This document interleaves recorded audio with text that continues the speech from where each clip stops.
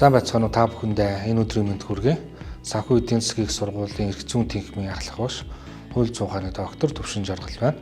За өнөөдөр та бүхэндээ эрх зүйн цагийн хөтөлбөр буюу бян гарагийн хөтөлбөрийн тухай онцлог мэдээллийг товч хүргэе гэсэн юм аа. Тэгэхээр энэ хөтөлбөр маань 2018 онд нээгдсэн 2 жилийн хугацаанд нийтдээ 95 кредит цуглуулах байдлаар та эрх зүйн бакалаврын зэрэг авах боломжтой.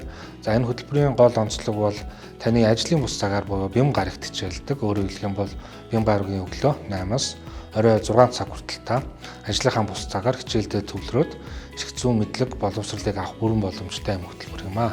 Тэгэхээр энэ хөтөлбөртэй холбоотой дэлгэрэнгүй мэдээллийг та бүхэн манай сургуулийн вебсайтаас олж харах бүрэн боломжтой.